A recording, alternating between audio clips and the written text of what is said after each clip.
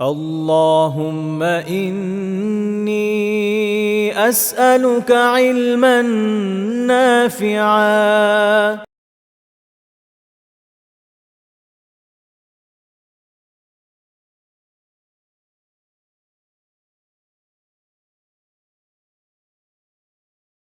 إن الحمد لله نحمده ونستعينه ونصلي على رسوله الكريم وعلى آله وصحبه أجمعين ما بعد আমরা আলোচনা করছিলাম নারীদের সাথে রাসূলুল্লাহ সাল্লাল্লাহু আলাইহি ওয়াসাল্লামের আচরণ নিয়ে। ইতোমধ্যে আমরা 33টা পয়েন্টে আলহামদুলিল্লাহ আলোচনা করেছি। আজকে আমাদের আলোচনা শুরু হবে 34তম পয়েন্ট থেকে এবং চেষ্টা করবো আজকে ইনশাআল্লাহ তাআলা এই টপিকটা শেষ করতে।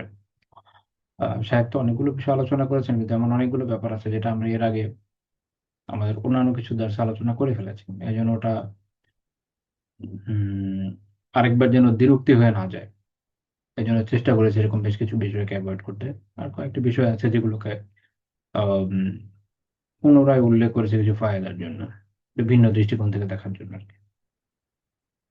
34তম পয়েন্ট হচ্ছে যে তিনি বৃদ্ধ নারীদের সাথেও কখনো হাস্যরস করেছেন। হাস্যরস করা এটা অনেকে মনে করে যে বুজুর্গদের শানের খেলাফ এরকম আর কি।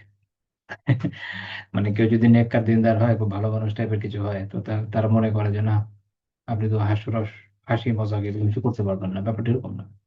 এমনকি অনেকে এই বিষয়টাকে অনেক নেগেটিভলি দেখে। এখন কোনো কোনো সময় দেখা গেছে যে কোনো কোনো বুজুর্গের অভ্যাসই এরকম যে তারা অ্যাকচুয়ালি পরিচিত থেকে শুরু করে অপরিচিত কারোর সামনেই একদমই হাস্যরস করেন না। ঠিক আছে, এটা তাদের ব্যক্তিগত অভ্যাস, বাট এমন না যে এটা কোনো সরাই বিধান যে আপনি হাস্যরস করতে পারবেন না। বরং যদি বৈধ হয়, অবৈধ জায়গায় না হয়, তাহলে একজন ব্যক্তি স্বাধীন যে সে হাস্যরস করতে পারে। এটা মানুষের শরীর স্বাস্থ্য, মন, মানসিকতা সবকিছুর জন্যই ভালো, কোনো ক্ষতি তো নেই। রাসূলুল্লাহ সাল্লাল্লাহু আলাইহি ওয়াসাল্লাম বলেছেন, ইন্নী লা আমজাহু ওয়া লা আকুলু ইল্লা হাক্কা, নিশ্চয়ই আমি হাস্যরস করি। আর রাসূল বলছেন যে নিশ্চয়ই আমি হাস্যরস করি।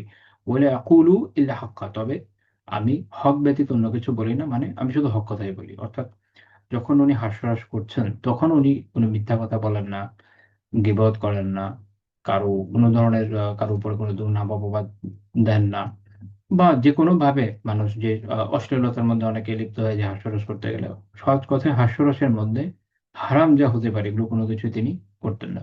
তো এখান থেকে আমরা শিক্ষা পাই কি, হাস্যরস করাও যায়। এবং আহ এক্ষেত্রে এটাও খেয়াল রাখতে হবে যে সেখানে যেন শরীয়তের বিধিবিধানের লঙ্ঘন না হয়। শরীয়তের বিধিবিধানের লঙ্ঘন হলে তখন আর যায় থাকবে না।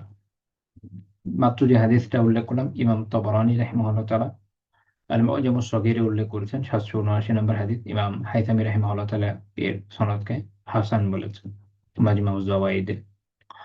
তো ইমামুল্লাহ আলী আল কারি রাহিমাহুল্লাহ তাআলা জামুল ওয়াসাইল ফি শারহি শামাইল, মানে একটা কিতাব আছে, শামাইলুল মুহাম্মাদিয়ার ব্যাখ্যা, চমৎকার কিতাব। ওখানে উনি বলছেন যে ক্বালা নববী, ইমাম নববী রাহিমাহুল্লাহ তাআলা বলেছেন, ইলাম, জেনে রাখেন, আন্নাল আন্নাল মুযাহা আল মানহি আনহু হুয়া আল্লাযী ফীহি ইফরাত, জেনে রাখেন যে যে কৌতুক বা যে রসিকতা নিষিদ্ধ সেটা হচ্ছে, বা যাতে নিষেধ করা হচ্ছে, সেটা হচ্ছে তা যেটাতে বাড়াবাড়ি থাকে।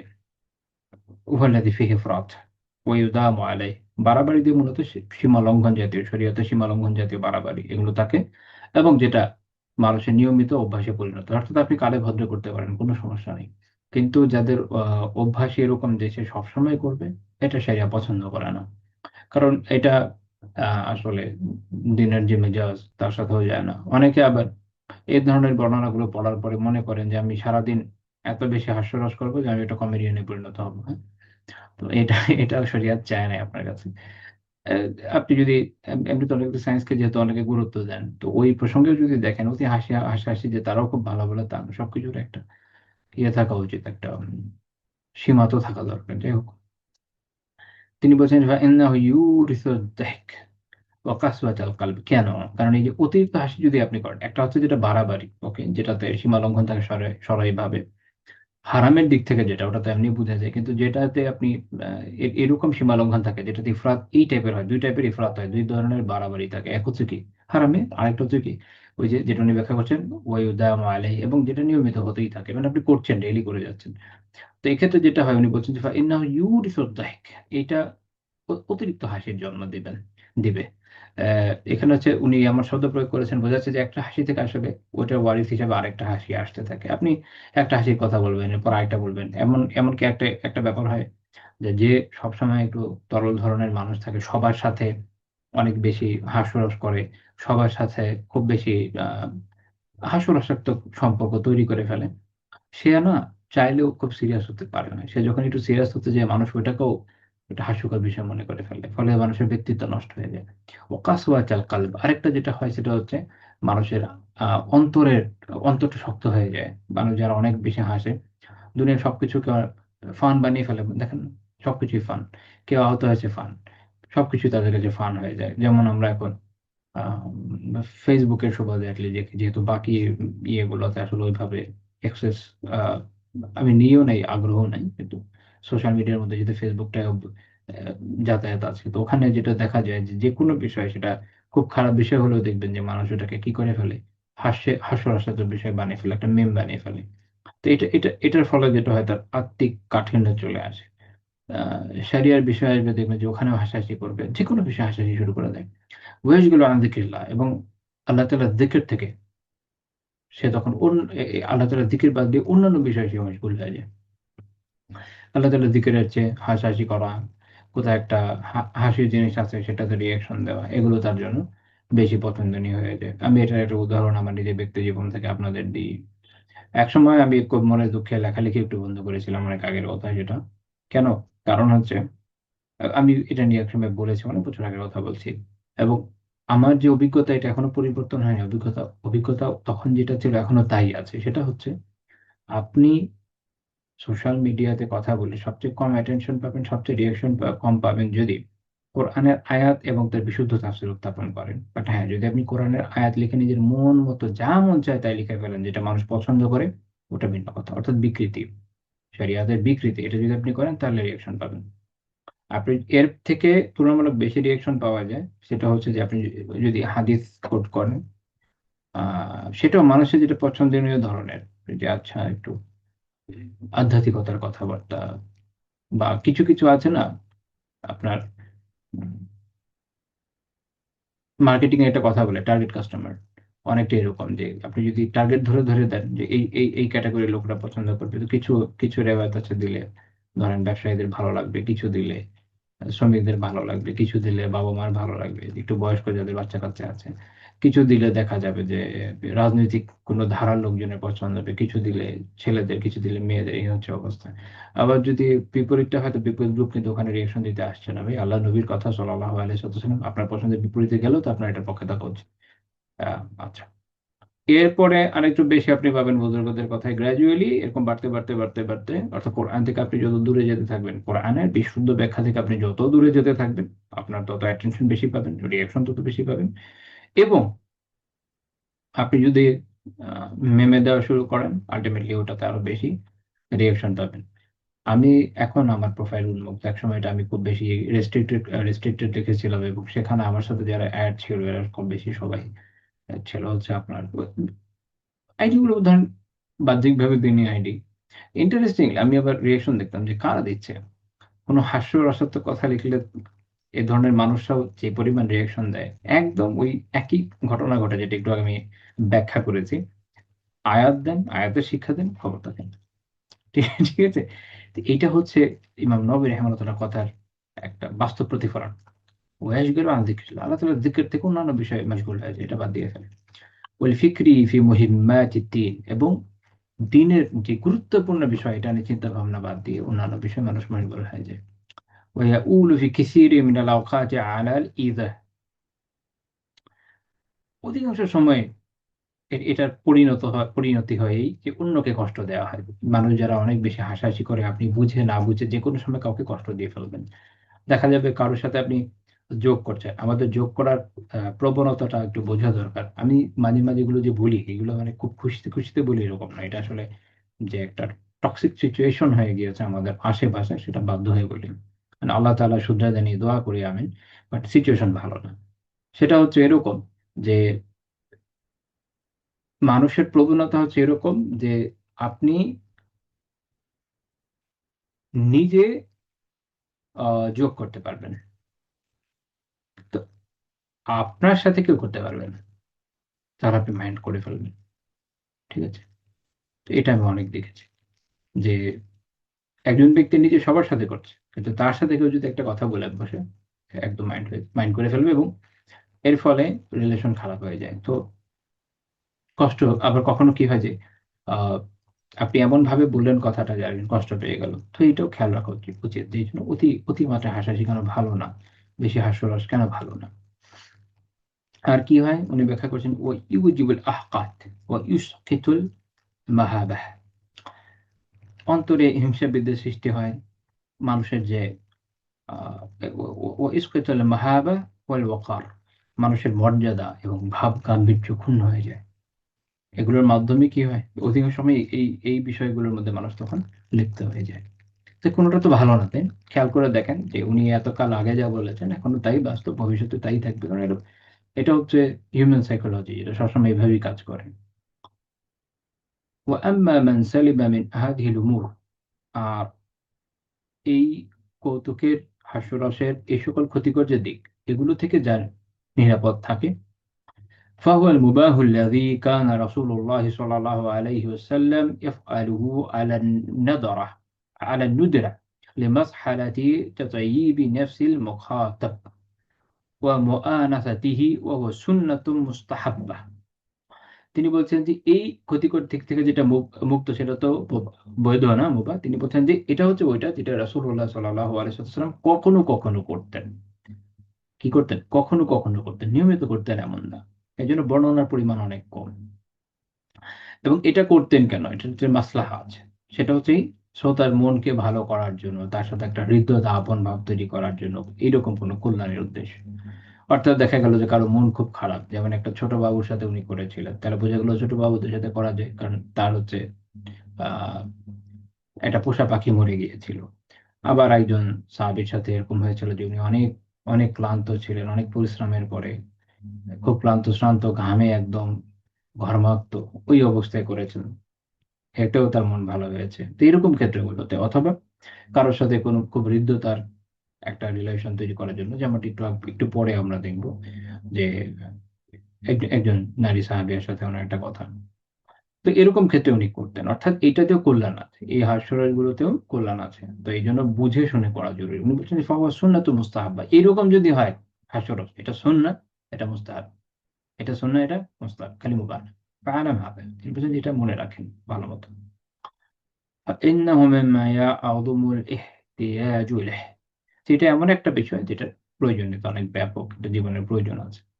তা আমরা এখন তাহলে ওই যেটা বলেছি একটা ঘটনা বলবো, এরকম একটা ঘটনা আমরা বলি।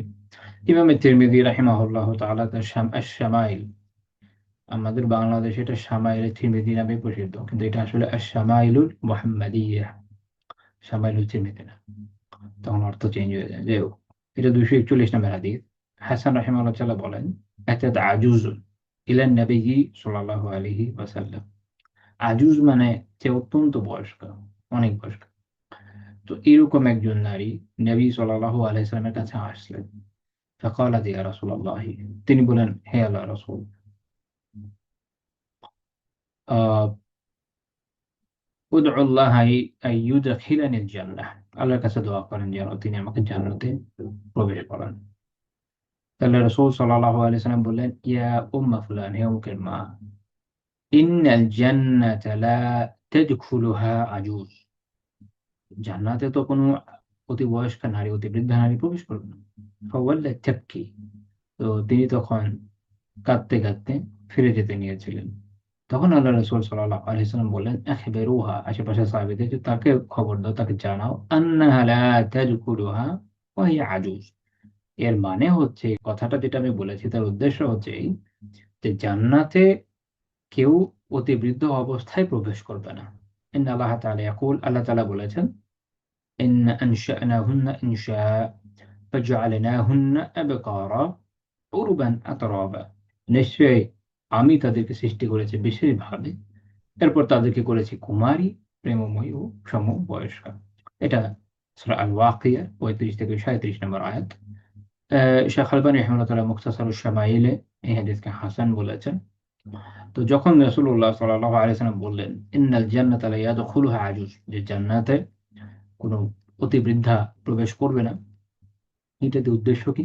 আব্দুল্লাহ বিন সাঈদ বিন মুহাম্মদ রাহিমাহুল্লাহ তাআলা বলেন মুনতাহা সুল আলা ওয়াসাইলিল উসুল ইলা শামাইলি রাসূল কিতাবে বলেছেন যে কান্নাহু ফাহিমা মিন হালিহা আন্নাহা তুরিদু দুখুলাহা আলা সিফাতিহা হালাতু সুআল। অর্থাৎ তার যে প্রশ্ন, এটা দেখে এরকম মনে হয়েছে যে তিনি মনে হয় চান এই অবস্থাতেই জান্নাতে প্রবেশ করে যেতে। এটা কোনো কোনো সাহাবীর অন্যান্য বর্ণনাতেও পাবেন, যেমন আমর বিন জামুহ রাদিয়াল্লাহু তাআলা আনহু ঘটনা আছে যে উনি যেহেতু আহ, ঘোড়া ছিলেন, তো উনি এরকম বলেছিলেন যে আমি এই ঘোড়া বানিয়ে জান্নাতে যাবো এবং জান্নাতে হেঁটে বেড়াবো। এখন জান্নাতে তো আসলে কেউ ঘোড়া অবস্থায় থাকবে না, সবাই ভালো হয়ে যাবে। তো অনেকটা এরকম فمزاحها مريدة إرشادها إلى أنها لا تدخل الجنة على الهيئة التي هي عليها। তিনি বলছেন যে এই যে প্রশ্নটা উনি করেছেন, এই কারণেই রাসূলুল্লাহ সাল্লাল্লাহু আলাইহি ওয়াসাল্লাম এটার ভাব অনুযায়ী তার সাথে একটু কৌতুক করে বলেছেন যে এর মাধ্যমে তিনি এটা তাকে বোঝাতে চেয়েছেন যে বর্তমানে যে অবস্থায় উনি আছেন ওই সাহাবিয়া, ওই অবস্থায় জান্নাতে প্রবেশ করবেন না। بل ترجع إلى سن 33 أو في سن 30 سنة। তো তিনি হয়তো 33 বছর বয়সে তরুণী হিসাবে, যুবতী হিসাবে জান্নাতে প্রবেশ করবেন। তো এখান থেকে আমরা এই বিষয়টা বললাম।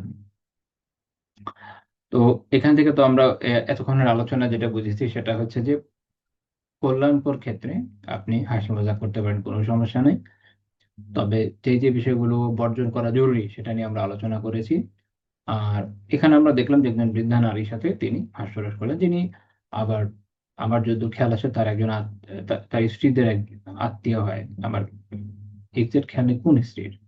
তো যাই হোক, আহ এখান থেকে বিষয়টা বোঝা গেল। আচ্ছা, এখান থেকে এরকম কি বোঝা যায় কিনা যে যারা কেউ যদি এরকম বুঝতে চায় যে গায়ের মাহারাম নারীদের সাথে যারা অল্প বয়স্ক, তাদের সাথে সঙ্গত কিনা, তাদের সাথে হাস্যরস করা যাবে কিনা, না করা যাবে না, তাদের সাথে করার সুযোগ নেই। সূরা আল আহজাবের 32 নম্বরে আল্লাহ তাআলা বলেছেন ফালা তাখদা'না বিল কাউল ফালিয়াতমা আল্লাযী ফি কলবিহি মারাদ ওয়া কুলনা কাওলান মা'রুফা। আল্লাহ তাআলা বলছেন যে সুতরাং পরপুরুষ যারা, তাদের সাথে কোমল কণ্ঠে এমন ভাবে কথা বলো না যে এতে যাদের অন্তরে ব্যাধি আছে সে প্রলুব্ধ হয়, এবং তোমরা ন্যায়সঙ্গত কথা বলবে।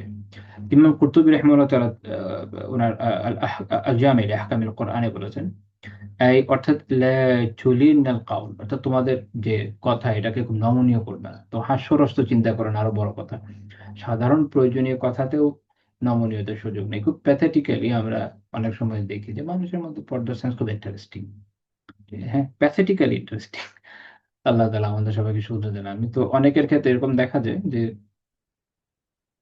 বাহ্যিক ভাবে তো পোশাক আশাকের দিক দিয়ে ঠিক আছে, কিন্তু যখন বিশেষ করে দোকানদারদের ক্ষেত্রে এটা দেখা যায় যে তার দোকানদারদের সাথে অনেক বেশি হাস্যরসে তারা লিপ্ত হয়ে যায়। এটা এটা ইসলামের নির্দেশনার খেলাফ। প্রয়োজনে কথা বলা তো জায়েজই, কিন্তু এইভাবে না। কারণ আল্লাহ তাআলা বলছেন তাদের সাথে নরম ভাবে, গায়ের মাহরামদের সাথে নরম ভাবে কথা না বলতে। সেই জায়গায় হাস্যরসাত্মক কথাবার্তা বলা আরো দূরবর্তী বিষয় না। ইমাম কুরতুবী রাহিমাহুল্লাহ তাআলা বলছেন আমারুহুন আল্লাহ আয়াকুনা কাউলুহুন্না জাযলা ওয়া কালামুহুন্না ফাসলা।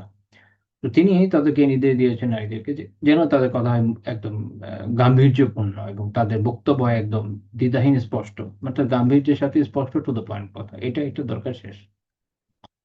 ولا يكون على وجه يظهر في القلب علاقة بما يظهر عليه من الليل। বাচনভঙ্গি যেন এমন না হয় যে বাচনভঙ্গির কোমলতার কারণে যে শুনছে সে শ্রোতার অন্তরে একদম কোনো ধরনের আসক্তি বা কুচিন্তার জন্ম নেয়। এটা খেয়াল রাখতে হবে। আল্লাহ তাআলা বিষয়গুলো বোঝার তৌফিক দেন, আমিন। 35 নম্বর পয়েন্ট, তিনি নারীদের বিয়ের বিষয়েও পরামর্শ দিয়েছেন। অর্থাৎ আহ, যখন কোনো নারী সাহাবীর এটা প্রয়োজন পড়েছে তাকে বিয়ের বিষয়ে পরামর্শ সুপরামর্শ দিতে হবে, রাসূলুল্লাহ সাল্লাল্লাহু আলাইহি ওয়াসাল্লাম তাকে তাও দিয়েছেন। অর্থাৎ এরকম হয়নি যে আচ্ছা সমাজে নারীরা যারা আছে তারা শুধু তাদের পরিবার পরিজনের সাথেই কোরিলেটেড থাকবে। রাসূলুল্লাহ সাল্লাল্লাহু আলাইহি ওয়াসাল্লাম তার উম্মার সবার অভিভাবক হওয়ার পরও তাদের ব্যাপারে খেয়াল রাখবেন, এটা তিনি কখনোই করেননি। সহিহ মুসলিমের 1480 নম্বর হাদিস। এটা অনেকগুলো ভার্সন সহিহ মুসলিমে এসেছে, আমরা একটা আলোচনা করছি। ফাতিমা বিনত কায়েস রাদিয়াল্লাহু তাআলা আনহার ঘটনা। তিনি নিজেই বলেছেন, ইন্না যাওজাহা তাল্লাকাহা সালাসা, তার স্বামী তাকে, উনি ইবনে মাখজুমি ছিলেন, বনু মাখজুমের লোক, তিনি তাকে 3 তালাক দিয়েছেন। অন্য বর্ণনা জানা যায় যে 3 তালাক দিয়ে উনি শুধু ইয়েমেন চলে গেছেন ব্যবসার কাজে। ফালাম ইয়াজআল লাহা রাসূলুল্লাহ সাল্লাল্লাহু আলাইহি ওয়াসাল্লাম সুকনা ওয়ালা নাফাকা। তো রাসূলুল্লাহ সাল্লাল্লাহু আলাইহি ওয়াসাল্লাম তার জন্য থাকার এবং নাফাকার খরচের নির্দেশনা ওই সময় তাকে দেননি। এমনকি ওই তার সাবেক স্বামী তার বাসায় ইদ্যতের জন্য অবস্থানের সুযোগ ছিল না, যেহেতু উনি নিজেই চলে গেছে। তো আল্লাহ রাসূল সাল্লাল্লাহু আলাইহি ওয়াসাল্লাম তার জন্য একটা উপযুক্ত ব্যবস্থা ওই সময় করে দিয়েছিলেন। সেটা আমাদের আলোচ্য বিষয় না, আমরা অন্য টপিকে যাব। মানে একটা হাদিস থেকে অনেক শিক্ষা পাওয়া যায়। তো قال لي رسول الله صلى الله عليه وسلم إذا حللت فآذنيني। তো আল্লাহ রাসূল বলেছেন তাকে যে যখন তুমি হালাল হয়ে যাবে, ইদ্যত শেষ হয়ে যাবে, আমাকে এটা জানাবে। فآذنته, তো তিনি বলছেন আমি তাকে জানালাম। فخطبها মুআবিয়া ওয়া আবু জাহাম, তো দুইজন সাহাবী তাকে বিয়ের প্রপোজাল দিলেন, মুআবিয়া রাদিয়াল্লাহু তাআলা আনহু এবং আবু জাহাম রাদিয়াল্লাহু তাআলা আনহু। তো এটা বোঝা যায় যেটা শেষের দিককার ঘটনা, কারণ মুআবিয়া রাদিয়াল্লাহু তাআলা আনহু ইসলাম গ্রহণ করেছেন অনেক পরে, মক্কা বিজয়ের সময়। ও উসামা ইবনে যায়েদ, এবং আরেকজন প্রপোজাল দিয়েছেন, তিনি হচ্ছেন উসামা বিন যায়েদ রাদিয়াল্লাহু তাআলা আনহু। উসামা রাদিয়াল্লাহু তাআলা আনহু রাসূলুল্লাহ সাল্লাল্লাহু আলাইহি ওয়াসাল্লামের সবচেয়ে প্রিয় পাত্রদের একজন ছিলেন। তার সাবেক পালক পুত্র বিধান বাতিল হওয়ার আগ পর্যন্ত তিনি তার পালক পুত্র ছিলেন। সে যায়েদ রাদিয়াল্লাহু তাআলা আনহু ছেলে ছিলেন। فقال رسول الله صلى الله عليه وسلم أما معاوية فرجل كريب لا مال له। তিনি বলছেন যে মুআবিয়া হচ্ছে এমন একজন ব্যক্তি, সে হচ্ছে কারিব, মানে হচ্ছে ফকির, তখন তিনি দরিদ্র ছিলেন। এখানে একটা পয়েন্ট, আবু সুফিয়ান রাদিয়াল্লাহু তাআলা আনহু সম্পদের কোনো অভাব ছিল না, ইসলাম পূর্ব যুগেও না পরেও না। তো মুআবিয়া রাদিয়াল্লাহু তাআলা আনহুকে তিনি বলছেন কি ফারাজুল কারিব, মানে এটা দরিদ্র লোক। কারণ এটা তো ব্যক্তিগতভাবে তো তার তেমন তখন সম্পদ ছিল না, তো ব্যক্তিগত উপার্জন কেন জরুরি। লা মালা লাহু, তার কোনো সম্পদ নেই। তো মানে যার সম্পদ নেই, তুমি তাকে যদি বিয়ে করো, তো এই অবস্থায় তোমার যে খরচ, এটা তো তার বহন করার অবস্থা আসলে নেই। এটা তো বুঝিয়ে দেওয়ার উদ্দেশ্য। তো এখান থেকে এটাও মনে রাখতে হবে, তার মানে হচ্ছে যে পাত্রীর বাবার জন্য কর্তব্য হচ্ছে মেয়ে যেন খেয়ে পরে ভালো থাকে, এটা দেখে ওই অনুযায়ী বিয়ে দেওয়া। তার মানে আবার এইটা না যে দুনিয়ার সবচেয়ে বদমাইশ হোক, কি বলে দুশ্চরিত্র হোক, হারামখোর হোক, তার কাছে দিয়ে দেবে, সেটাও করা যাবে না। তো সবকিছু দেখেই সিদ্ধান্ত নিতে হবে। অনেকে মনে করেন যেগুলো দেখা মনে ভালো না, না, এটা হাদিসেই আছে। আল্লাহ রাসূল সাল্লাল্লাহু আলাইহি ওয়াসাল্লাম নিজে পরামর্শ দিয়েছেন। এর থেকে বেশি বড় দলিল আপনি কি চান? তারপর তিনি বলছেন আম্মা আবু জাহাম। এর সঙ্গে আরেকটা কথা ইবনে তাইমিয়া রাহিমাহুল্লাহ একটা সুন্দর কথা বলেছেন মাজমুল ফাতাওয়ায়, যে পাত্রীর বাবার মনে রাখতে হবে যে তার দায়িত্ব তার মেয়ের জন্য কল্যাণ দেখা, মেয়ের জামাইয়ের জন্য না, মানে হবু জামাইয়ের জন্য না।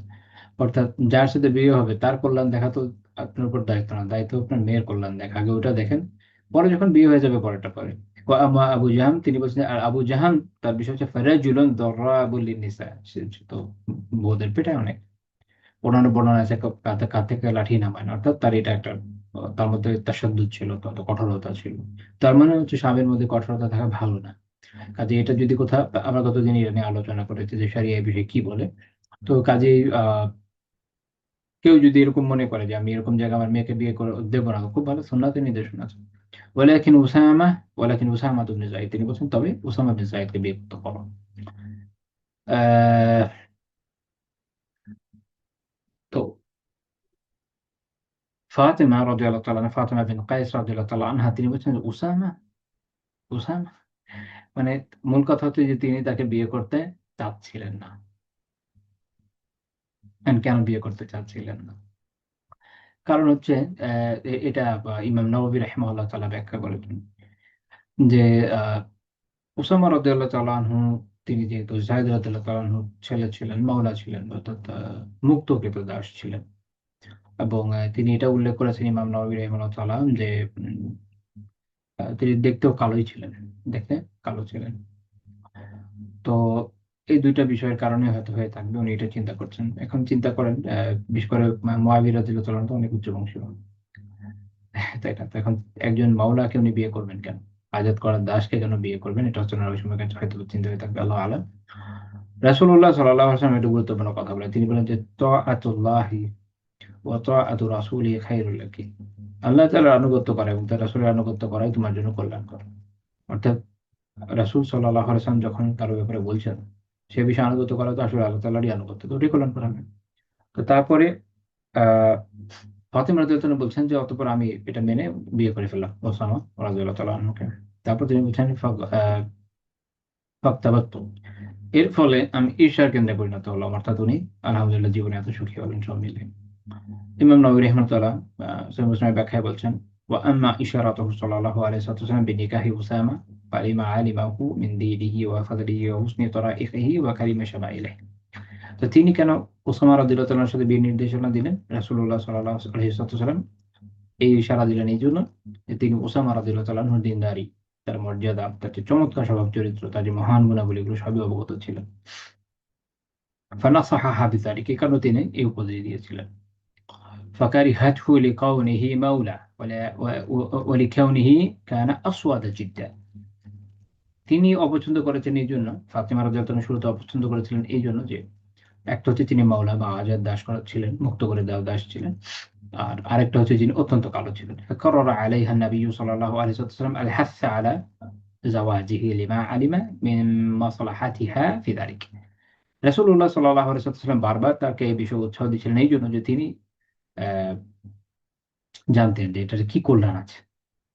ঠিক আছে, কারণ তিনি তো জানেন ওসমান রাদিয়াল্লাহু আনহু কেমন। তো তারপরে তিনি যে বললেন আহ, ফাতেমা রাদিয়াল্লাহু আনহার পর যে এ- এর আল্লাহ তাআলা এর মাধ্যমে আমাকে অনেক কল্যাণ দিয়েছেন, এই যে কথাটা উনি বলছেন যে অনেক কল্যাণ দিয়েছেন এবং আমি এরপর শুনে সুখী হয়ে গেলাম, যে এমন সুখী হলাম যে সবাই আমাকে ঈর্ষা করতো, এটা এটা হয়েছে কেন? এটা আল্লাহ এবং তার রাসূল সাল্লাল্লাহু আলাইহি ওয়াসাল্লামের আনুগত্যের জন্য। তো আমরা দেখলাম যে আল্লাহ রাসূল সাল্লাল্লাহু আলাইহি ওয়াসাল্লাম এইভাবে আহ পরামর্শ দিয়েছেন, সুপরামর্শ দিয়েছেন বিয়ের ক্ষেত্রে। এখানে আমাদের শিক্ষণীয় বিষয় আছে যে যার পক্ষে সম্ভব সে সুপরামর্শ দিবে। দিনুন নাসিহা, দিনই তো কল্যাণকামী, তার নাম। শেখ উসাইমিন রাহিমাহুল্লাহ শরহ রিয়াদুস সালিহিনে বলছেন, ফাযাকারা হাযাইনি রাজুলাইনি বিমা ইয়াকরাহা, দেখেন, মিন বাবিন নাসিহা লা মিন বাবিন নাশরিল আইব ওয়াল ফাদিহা। নবী সাল্লাল্লাহু আলাইহি ওয়াসাল্লাম এই যে দুইজন সাহাবী ওনাদেরকে যুদ্ধের কথা বললেন, যা যা যা তারা অপছন্দ করে, অবশ্যই এটা যদি কাউকে বলা হয় যে সে তো আসলে গরিব, বা বলা হয় যে সে আসলে এরকম মারে, তো এটা তো অপছন্দনীয় বিষয়। এমনিতে দেখতে এটা গীবতের মতোই লাগে, কিন্তু আসলে এটা কি হবে না, হারাম বিপদ নয়। কারণ তিনি এটা করেছেন নাসিহার জন্য, কল্যাণকামিতার জন্য, কারো দোষ ত্রুটি বা তার যে বিভিন্ন সমস্যা আছে এগুলোকে ছড়িয়ে দেওয়ার জন্য না। ওফাক বাইনা হাদা ওয়া হাদা, তো এটা হচ্ছে এটা দুইটা বিষয়ে নিষিদ্ধ গীবত আর এইভাবে কল্যাণকামিতা থেকে বলে দাও, দুটোর মধ্যে পার্থক্য। এই জন্য মশালা হচ্ছে এই যে যখন কেউ কোনো হবু পাত্র বা পাত্রীর বা তাদের ফ্যামিলির ব্যাপারে খোঁজ খবর নিবে, যে সত্যটা জানে তার সত্য বলা যা আবশ্যক, যদি কোনো সমস্যা থেকে থাকে যেন। আরেকজন বিয়ের আগে তো জানার সুযোগ নেই, আশেপাশের প্রতিবেশী আত্মীয় স্বজন বা এলাকার লোকজন থেকেই জানতে হয়। আমাদের দেশে আবার মানুষ কি করে ভাঙানি দেয়, ওটা আরেক হারাম। ইচ্ছে করে মিথ্যা কথা বলে, ওটা বলা যাবে না। যেটা সত্য, যদি আসলে কোনো সমস্যা থাকে just কতটুকু বলা যাবে। وكذلك لو جاء إنسان يستشيرك قال أطلب العلم عند فلان। এখন এই কারণেই কেউ যদি আপনার কাছে পরামর্শ চাইতে এসে বলে যে আমি কি অমুকের কাছ থেকে ইলম নেব, وأنت تعلم أن فلانا ذو منهج منحرف فلا حرج عليك لا تطلب بالعلم عنده। এখন আপনি জানেন যে সে কোনো পথভ্রষ্ট কোনো মানহাজের বা আদর্শের, মানহাজ মানে আদর্শ, যে সে কোনো আহ পথভ্রষ্ট ধরনের মানহাজের অনুসারী, আদর্শের অনুসারী, তখন আপনার এটা বলতে কোনো সমস্যা নেই যে না তার থেকে নিয়ে নেবো। কারণ একজন হয়তো এটা পার্থক্য করতে পারবেন, হয়তো ক্ষতিগ্রস্ত হয়ে যাবে। مثل أن يكون في عقيدته شيء أو في فكره شيء أو في منهجه شيء، أو تخشى أن يؤثر على هذا الذي جاء يستشيرك أن يطلب العلم عنده أم لا. واجب عليك أن تبين له، تقول لا تطلب العلم عند هذا فيه كذا وكذا। তিনি বলছেন যে একই রকম অনুরূপ ভাবে যদি দেখা যায় কারো তার আকীদায় বিচ্যুতি থাকে, তার চিন্তা ভাবনায়, তার পদ্ধতিতে কোনো সমস্যা থাকে, যেটার কারণে আপনার ভয় হয় যে যে পরামর্শ চাইতে এসছে সে যদি যায় এটার কুপ্রভাব তার উপর পড়বে, তখন ওয়াজিব হচ্ছে, তিনি বলছেন ওয়াজিব হচ্ছে, পরামর্শদাতার জন্য ওয়াজিব হচ্ছে যে তাকে এটা পরিষ্কারভাবে বলে দেওয়া যে তার কাছে যেমন তার থেকে নিও না, কারণ তার মধ্যে এই সমস্যা ওই সমস্যা এটা আছে, কি আছে স্পষ্ট বলে দেবে, যেটা আমি দেখেছি এরকম। আবার অনেক সময় কনফিউশন থাকে, সেই সময় দরকার নেই। ওকে, 36 নম্বর পয়েন্ট।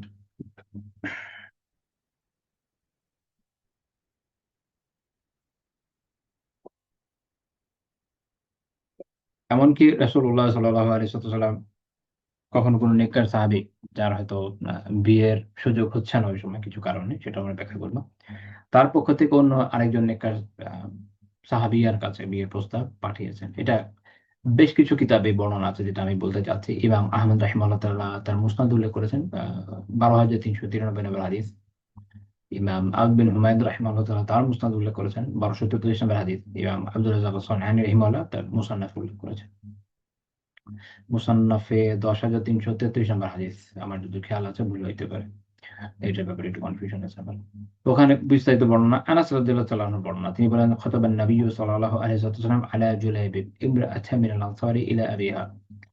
নবী সাল্লাল্লাহু আলাইহি ওয়াসাল্লাম জুলাইবিব রাদিয়াল্লাহু তাআলা একজন সাহাবী ছিলেন।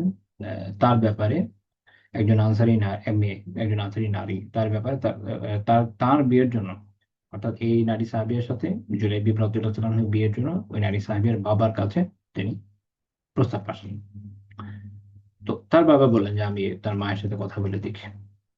আল্লাহ রাসূল বললেন ফারহান দিতেন, হ্যাঁ ঠিক আছে করো তাহলে। তাহলে বুঝা গেল যে পাত্রীর বাবা তার স্ত্রীর সাথে পরামর্শ করুন, করার কোনো সমস্যা নেই, আল্লাহ রাসূলের অনুমতি আছে এবং এটা ভালো। পরিবারের একটা বিয়ে তো আসলে খালি একজনের দেওয়ার বা একজনের করার বিষয় না, পরিবারের সবার সাথে কথা বলা উচিত। তো আনাস রাদিয়াল্লাহু তাআলা আনহু বলছেন ফানতালাকা রাজুলু ইলা ইমরাতিহি। তো এই আনসারী সাহাবী যিনি উনিও আনসারী, উনি তার স্ত্রীর কাছে গেলেন, গিয়ে বলেন এই অবস্থা। তো তার স্ত্রী বলেন যে ইলা হাল্লাহি ইযান ما وجد رسول الله صلى الله عليه وسلم إلا جليبيبة وقد منعناها من فلان وفلان। তো তিনি বলছেন যে না, আল্লাহর কসম না, আল্লাহ রসুল সাল্লাল্লাহু আলাইহি ওয়াসাল্লাম কি আমাদের মেয়ের জন্য জুলাইবিব ছাড়া আর কাউকে পান নাই? অথচ আমরা অমুক তমুককেও রিফিউজ করেছি। অর্থাৎ এত এত ভালো ভালো বলে না যে ভালো ভালো পাত্রকে আমরা বাদ দিয়ে দিয়েছি আর তার সাথে দিব। এখন ওনার এই অপছন্দনীয়তার কারণ ইমাম ইবনে আব্দুল বার রাহিমাহুল্লাহ তাআলা বর্ণনা করেছেন আল ইস্তিআবে জুলাইবিব রাদিয়াল্লাহু তাআলা আনহু ব্যাপারে যে ওয়া কানাত ফিহি জামামা ওয়া কসর। জুলাইবিব রাদিয়াল্লাহু তাআলা আনহু ছিলেন অত্যন্ত এক ছিলেন খাটো, আর তামামা মানে উনি হচ্ছে আ বাংলা বলে না কুৎসিত কদাকার ধরনের এরকম, অর্থাৎ দেখতে সুন্দর ছিলেন না। দেখতে মোটেও সুন্দর ছিলেন না এবং খাটোও ছিলেন। তত বাহ্যিকভাবে সুন্দর না। তো আ যে পাত্রী তিনি পর্দার আড়াল থেকে শুনছিলেন। তো যখন তার বাবা এটা এই যে রিফিউজাল এই সম্পর্কে আল্লাহ রাসূলকে জানানোর জন্য যেহেতু উদ্যত হয়েছেন, তখন তিনি বললেন আতুরিদুনা আন তারুজ্জু আলা রাসূলিল্লাহি সাল্লাল্লাহু আলাইহি ওয়াসাল্লাম আমরা। আপনারা কি এটা চাচ্ছেন যে রাসূলুল্লাহ সাল্লাল্লাহু আলাইহি ওয়াসাল্লামের নির্দেশকে প্রত্যাখ্যান করবেন? ইযা কানা ক্বাদ রাদিয়াহু লাকুম ফানকিহু, যেহেতু তিনি যদি আপনাদের জন্য এই বিষয়ে সন্তুষ্ট হয়ে যান, ফানকিহু তার সাথে আমার বিয়ে দিয়ে দেন। অর্থাৎ আল্লাহ রাসূল যখন দিয়েছেন ভালো বুঝিয়ে তো দিয়েছেন। ফাকান্নাহা জালাত আন আবওয়াইহা ওয়া ক্বালা সাদাকা। আ তো তার যেন তার যে পিতা-মাতা তাদের যেন এই কথার পরে চোখ খুলে গেল। তো তারা বলল যে, "হ্যাঁ, তুমি তো ঠিকই বলেছো।" ফাযাহাবা আবুহা ইলা নবী সাল্লাল্লাহু আলাইহি ওয়াসাল্লাম ফাকাল। তো তার বাবা নবী সাল্লাল্লাহু আলাইহি ওয়াসাল্লামের কাছে গিয়ে বললেন, "ইন কুনতা ক্বাদ রাদিতাহু ফাকাদ রাদিনা।" যদি আপনি তার অর্থাৎ জুলাইবিব রাদিয়াল্লাহু তাআলা আনহুর ব্যাপারে সন্তুষ্ট হয়ে থাকেন তো আমরা সন্তুষ্ট। আল্লাহ রাসূল বললেন, "ফাইন্নী ক্বাদ রাদিতুহু।" নিশ্চয়ই আমি তার প্রতি সন্তুষ্ট। এখন দেখেন আল্লাহ রাসূল কারো ব্যাপারে সন্তুষ্ট কত বড় ব্যাপার। ফাযাওয়াজাহা, তার সাথে বিয়ে হয়ে গেল। ثم فجأ أهل المدينة فكرب جليبيب فوجدوه قد قتل وحوله ناس من المشركين قد قتلهم। তো বর্ণনাকারী বলছেন যে একবার মদিনাবাসীরা আক্রান্ত হলো। এখান থেকে আসলে মনে হয় এর মানে যেন মদিনা শহরে আক্রান্ত হলো, বিষয়টি এরকম। শেখ দিয়ে আল আগমি রাহিমাহুল্লাহ তাআলা আল জামিউল কামিলে ব্যাখ্যা করছেন যে এটা দিয়ে উদ্দেশ্য হচ্ছে যে কোন একটা যুদ্ধে, এটা মূলত উহুদ যুদ্ধের ঘটনা। সাহাবীরা যেহেতু মদিনাবাসীরাই প্রধানত আক্রান্ত হয়েছিল অনেক বেশি, ওই জন্য এটাকে এভাবে বর্ণনা করেছেন। মানে এটা না যে মদিনা শহরে আক্রান্ত হয়েছে যে। তো সেইখানে সবাই জুলাইবিব রাদিয়াল্লাহু তাআলা আনহুকে পেল আরো কিছু মুশরিকের মাঝে, যাদেরকে তিনি হত্যা করেছিলেন। আনাস রাদিয়াল্লাহু আনহু বলেন ফালাকাদ রাআইতুহা ওয়া ইন্নাহা লামিন আনফাকি সিয়্যিব ফিল মাদিনা। তিনি বলছেন আমি এরপর তাকে দেখেছি এই সাহাবিয়াকে যে মদিনার যত সাইয়্যিব মানে হচ্ছে যে যে সেসব নারী যাদের স্বামী নাই, এটা একটু ব্যাপক শব্দ, যে বিধবা সেও, যে তালাকপ্রাপ্ত সেও, দুজনই সাইয়্যিব। তো সে হচ্ছে আনফাক, নারীদের মধ্যে তার এই হচ্ছে অবস্থা।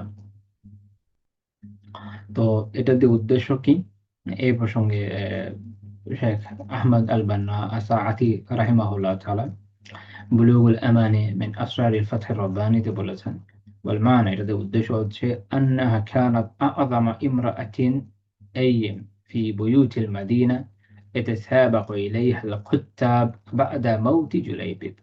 এর মানে হলো জুলাইবিব রাদিয়াল্লাহু তাআলা আনহুর শাহাদাতের পরে তার স্ত্রীর তিনি অর্থাৎ তার যে স্ত্রী, মদিনার ঘরে ঘরে থাকা যত বিধবা এবং স্বামীহীনা নারী আছেন, তাদের মধ্যে সবচেয়ে মর্যাদাবান ও ঈর্ষণীয় ব্যক্তিতে পরিণত হয়েছিলেন, যার কাছে বিয়ের প্রস্তাব নিয়ে যাওয়ার জন্য পাত্রপক্ষরা একে অপরের সাথে প্রতিযোগিতা করত। এই কথারই হচ্ছে উদ্দেশ্য। ওয়াযালিক, এটা কেন হলো, বিবারাকাতি কওনিহা রাদিয়াত বিনিকাহি জুলাইব বিনিকাহি জুলাইব বিনিকাহি জুলাইবিব আল্লাযী কানা ইয়ানফিরু মিনহু নাস।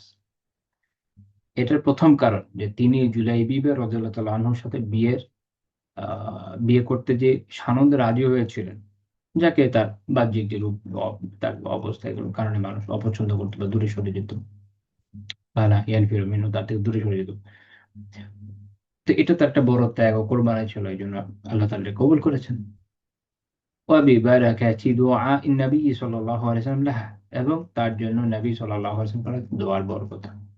তো এখানে আমরা দেখলাম যে রাসূলুল্লাহ সাল্লাল্লাহু আলাইহি ওয়াসাল্লাম এরকম নারী সাহাবিয়া যাদের জন্য উপযুক্ত পাত্র দরকার, তার জন্য তিনি উপযুক্ত পাত্র তার হাতে যিনি ছিলেন, যার ব্যাপারে তিনি জানতেন, তার কাছে পাঠিয়েছেন। দেখেন, এই নারী সাহাবিয়ার যে মানসিকতা, তার বাবা মা প্রথমে না বুঝলেও ইনি কিন্তু বুঝেছেন, এবং তার জন্য আসলে এই সাহাবী জুরাইব রাদিয়াল্লাহু তাআলা আনহু যে উপযুক্ত ছিলেন, সেটাও এখানে আসলে বোঝা গেল। খুবই ইন্টারেস্টিং একটা বিষয়। অর্থাৎ আল্লাহ রাসূল খেয়াল রাখছেন তার উম্মার বিষয়ে, যে এই সাহাবীর জন্য কে উত্তম হবে, আবার ওই সাহাবিয়ার জন্য কে উত্তম হবে। এটা তার একটা অসাধারণ বৈশিষ্ট্য, যেটা থেকে আমাদের শিক্ষণীয় অনেক কিছু রয়েছে। তো জুলাইব রাদিয়াল্লাহু তাআলা আনহুর ব্যাপারে আল্লাহ রাসূল সাল্লাল্লাহু আলাইহি ওয়াসাল্লাম এই পরিমাণ সন্তুষ্ট ছিলেন তার দিনদারির বিষয়ে, যে তিনি নিজেই তার শাহাদাতের পর তাকে বহন করে নিয়ে কবরে রেখেছিলেন একা। এটা মানে এমন এক সম্মান, এটা খুবই খুবই রেয়ার সম্মান। ইমাম মুসলিম রাহিমাহুল্লাহ তাআলা বর্ণনা করেছেন, সহিহ মুসলিমের 2472 নম্বর হাদিস, আবু বারজা রাদিয়াল্লাহু তাআলা আনহু বলেন, আন্না নবী সাল্লাল্লাহু আলাইহি ওয়াসাল্লাম কানা ফি মাগজা লাহু আফা আল্লাহু আলাইহি। কোন এক জিহাদে আল্লাহ আল্লাহ তাআলা তাকে গনিমতের সম্পদ দান করলেন। তো তিনি বলেন, ফাকালা লি আসহাবি, তিনি সাহাবীদের জিজ্ঞেস করেন, হাল তাফকিদুনা মিন আহাদ, তোমাদের কেউ কি হারিয়ে গেছে, অর্থাৎ কাউকে খুঁজে পাচ্ছ না? ক্বালু নাম, তারা বললেন হ্যাঁ, ফুলানান ওয়া ফুলানান ওয়া ফুলানা, অমুক অমুক অমুক। তারপর যখন তাদের খুঁজে পাওয়া গেল, আল্লাহ রাসূল আবার জিজ্ঞেস করলেন, হাল তাফকিদুনা মিন আহাদ, তোমরা কি কাউকে খুঁজে পাচ্ছ না, অর্থাৎ শহীদ হয়েছেন এরকম খুঁজে পাচ্ছ না? তারা আবারও বলেন, নাম, ফুলানান ওয়া ফুলানান ওয়া ফুলান ওয়া ফুলানা, অমুক অমুক অমুক। তারপর তিনি আবারও জিজ্ঞেস করলেন, হাল তাফকিদুনা মিন আহাদ, অর্থাৎ তাদেরও খুঁজে পাওয়া গেছে। এরপর তিনি আবার যখন জিজ্ঞেস করলেন, সাহাবীরা বললেন, না, এখন আর কাউকে এমন নেই যে যাকে আমরা চিনি। অর্থাৎ খেয়াল করেন যে জুলাইবি রাদিয়াল্লাহু তাআলা আনহু এমন একজন সাহাবী, তার ব্যাপারে মানে যেহেতু সবার থেকে একটু একা একা হয়তো থাকতেন না বা আলাম, তো বাকি সাহাবীরা তাদের খেয়াল নাই যে আচ্ছা উনি উনি কি নেই। আল্লাহ রাসূল বলেন, লাকিন্নী আফকাদু জুলাইবিবা ফাতলুবু, কিন্তু আমি তো জুলাইবিবকে পাই নাই, তাকে খুঁজে বের করো। আপনি রাসূলুল্লাহ সাল্লাল্লাহু আলাইহি ওয়াসাল্লামের বৈশিষ্ট্যটা দেখেন, সুবহানাল্লাহ। মানে উম্মার প্রত্যেকটা মানুষের ভালো মন্দকে উনি কিভাবে খেয়াল রাখতেন, যাকে সবাই ভুলে গেছে তিনি বলেন, আল্লাহুম্মা সাল্লি ওয়া সাল্লিম।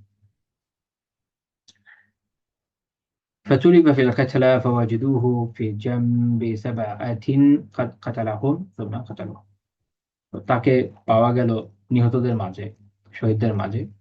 আহ, তিনি 7 জনকে হত্যা করেছিলেন, তারপর তারা থেকে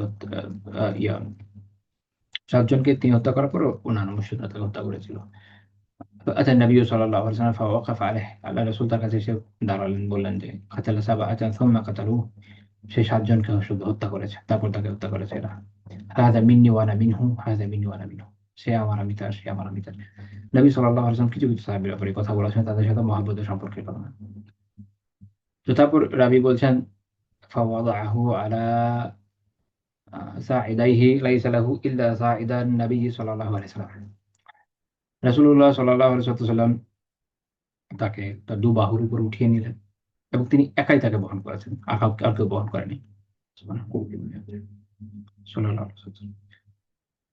আল্লাহু আকবার। فغفر له ووضع في قبره ولم يذكر غسله।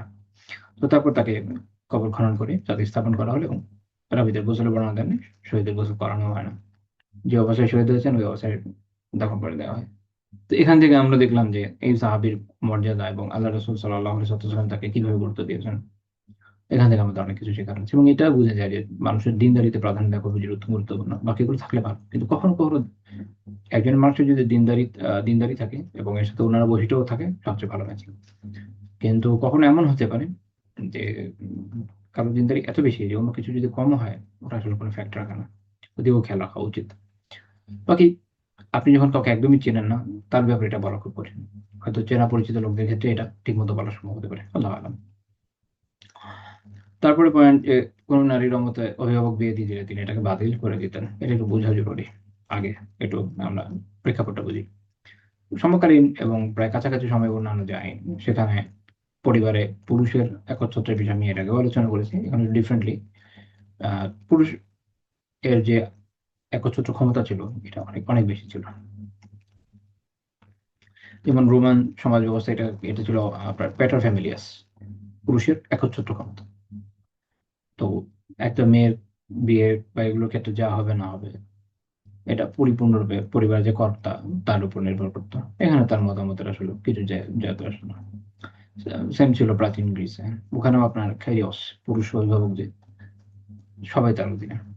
তো সেখানে মন মন যেখানে যাবে তারা সেখানে বিয়ে দেবে। সাধারণত পলিটিক্যালি তারা এটাকে অনেক ব্যবহার করতো। আপনার মনে রাখতে হবে যে ওইসব সমাজ ব্যবস্থায় দাসরা কিন্তু মানুষ না, পূর্ণ মানুষ না। তো সেই হিসাবে তাদের নাগরিকত্ব তো থাকতো না।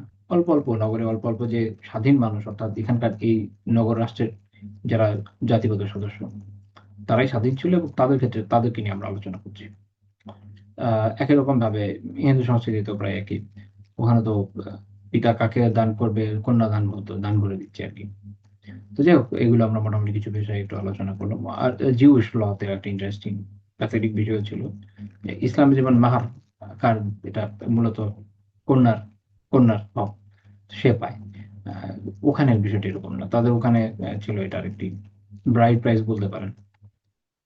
যে বিয়ে যে দিচ্ছে, তো বাপেরও তো একটা ক্ষতি হচ্ছে, সে ওই টাকাটা বেসিক্যালি সে নিজে নিয়ে নেবে।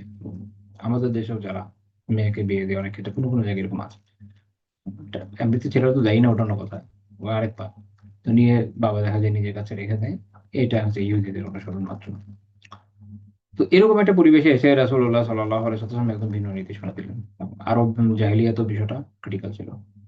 সহিহ বুখারীর 5138 নম্বর হাদিস, খানসা বিনত খিজাম আল আনসারী রাদিয়াল্লাহু তাআলা আনহা তিনি বলছেন আন্না আবাহা আন্না আবাহা যাওজাহা ওয়া হিয়া সাইয়্যিব। মানে তো তার থেকে বর্ণিত আছে যে তিনি, তার বাবা তাকে বিয়ে দিয়ে দিলেন এবং তিনি সাইয়্যিব। সাইয়্যিব মানে তিনি হয় বিধবা ছিলেন বা ওই সময়ে তালাকপ্রাপ্ত ছিলেন, কোনো একটা হবে। তিনি বলছেন ফাখিয়ারিহা তারিক, তার থেকে বর্ণনা আছে যে তিনি এটা অপছন্দ করেছেন, ওই পাত্রকে পছন্দ হয়নি। ফাআতাত রাসূলুল্লাহি সাল্লাল্লাহু আলাইহি ওয়াসাল্লাম, তিনি আল্লাহর রাসূলের কাছে আসলেন। ফারাদ্দা নিকাহাহু, তিনি তার বিয়ে বাতিল করে দিলেন।